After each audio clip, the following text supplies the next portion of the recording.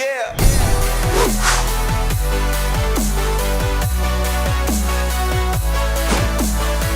Welcome back to the Gridiron Expert.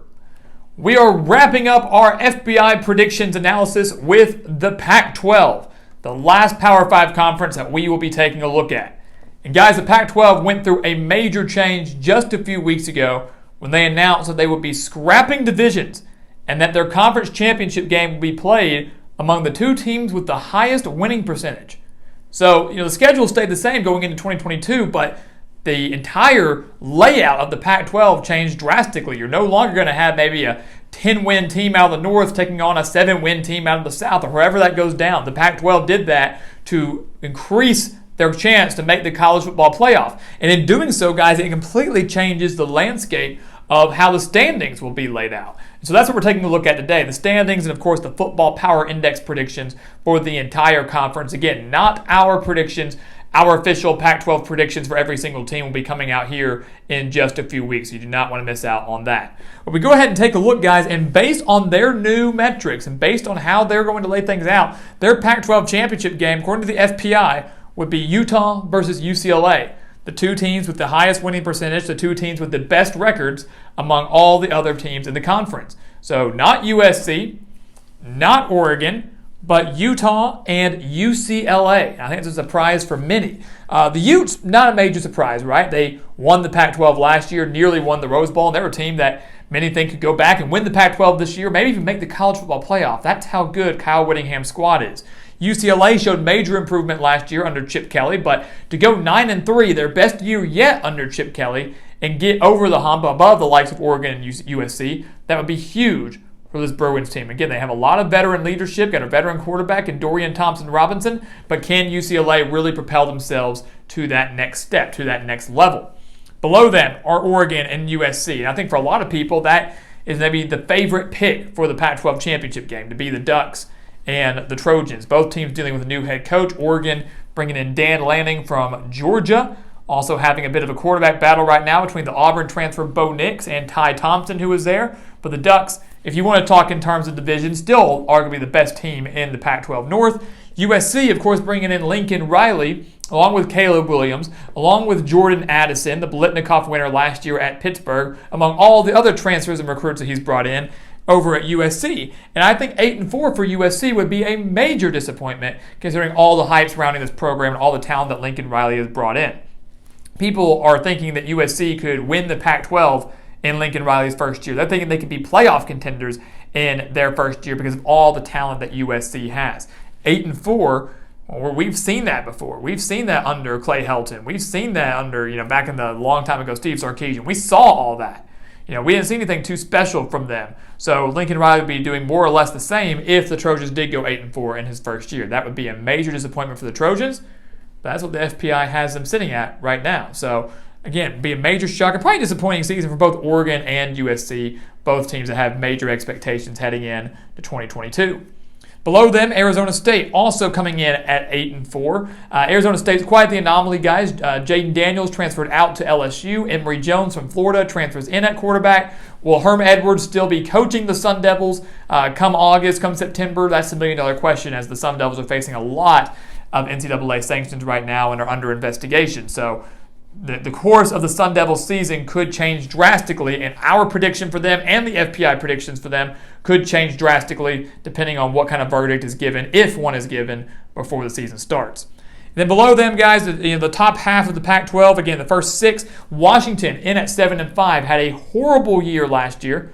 Horrible year, but brings in a brand new head coach in Kalen DeBoer, brings in Michael Penix from Indiana as their quarterback. Remember, Kalen DeBoer was the offensive coordinator at Indiana in 2019. Michael Penix was his quarterback. So a bit of a relationship there, but they're expecting a Washington team that, again, was just abysmal to bounce back in a big way and go 7-5 with a shot at 8 wins. So that would be a major turnaround for the Huskies. Again, a team that wants to be contending for Pac-12 titles, will not in 2022, but just getting to a bowl game would be huge for them.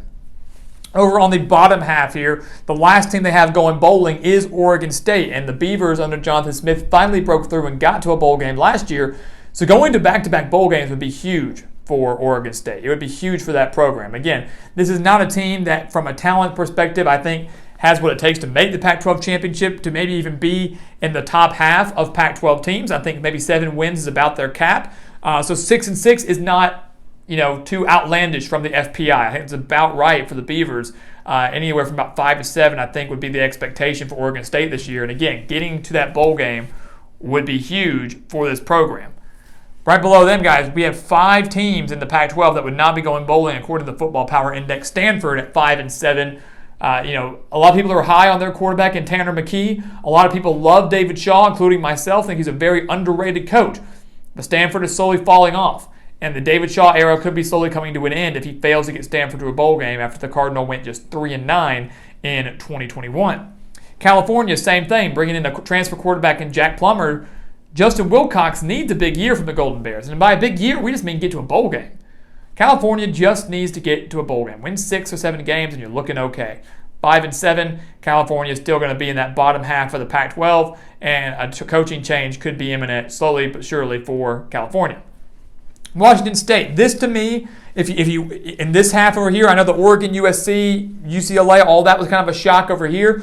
Washington State at 5-7 was the shock for me because we've been talking about Washington State. New head coach in Jake Dickert, added Cameron Ward at quarterback from Incarnate Word. Eric Morris, his head coach at Incarnate Word, is now the offensive coordinator at Washington State. And we've been talking about how well Jake Dickert's recruited, how well he's been bringing in transfers, and that the Cougars are a sleeping giant, I feel like, in the Pac-12. They were a team that could surprise a lot of people. We're not necessarily saying being in the top 2, but I would expect Washington State to go bowling. Jake Dickert got them to a bowl game last year when he was interim. They removed that interim tag. And I think a 5-7 season for Washington State would be shocking. It would be disappointing. And I just don't see 5-7. We're not giving out any predictions right now, but I would be very surprised if Washington State failed to make the postseason. The FPI believes they will. Right now, I just don't see it. I think at the bottom 2, Colorado and Arizona, they have Arizona about tripling their win total last year, getting to 3-9. Again, nothing to brag about necessarily for Jed Fish, but bringing in a new quarterback in Jaden DeLora from Washington State, adding in a bunch of highly touted recruits. Arizona will slowly get there. It just takes time to build up a program, and Arizona was a bad program when he took over. Colorado coming in at 3-9 as well. That would spell bad news for Carl Durrell. Again, his first year, that COVID year, nearly won the Pac-12 South. Last year, a real full year, Colorado drops all the way to 4-8, and now they would keep regressing, going to 3-9. Colorado, the Buffaloes don't have tons of talent. I don't know if a bowl game is in their future, but 3-9 is a little harsh. And 3-9 might spell the end of the Carl Durrell era because he's clearly showing that he's not heading in the right direction. Colorado needs to stay at least 4-8 or better in 2022. 3-9 would not be good news for them. So there you go, guys. There are your FPI predictions for the entire Pac-12. Again, we will have our official predictions for them coming out here in just a few weeks. We'll be breaking down the entire Pac-12, every team, every game. But obviously, this is a very interesting conference to watch out for. You notice how there's not a single team up here that has double-digit wins. No team exceeding 9 wins, which means, according to the FPI, the winner of Utah and UCLA, great, you get to go to the Rose Bowl, which is an honor. It's a big deal, but you're not playing for the college football playoff. None of these teams are playoff contenders according to the FPI, and it wouldn't matter what the result of the championship game would be. The structure of the conference has changed. That's going to be something to watch out for. You could have 2 Pac-12 South teams, just like Utah and UCLA, playing for a Pac-12 championship. You could still have a North and South. You could see Oregon or USC get in there. Obviously, I think these top 4 teams here are going to be your best bets on who is going to make that Pac-12 championship game. They're going to be your top contenders in the conference. And the Pac-12, once a kind of an afterthought for many, now has a new interest among college football fans. Maybe it's just because of USC, but this new change within the conference and obviously the competitiveness, I believe, within the top 4 or 5 teams is going to make this conference a lot of fun, and you're going to want to stay up late for that Pac-12 after dark. No doubt about it.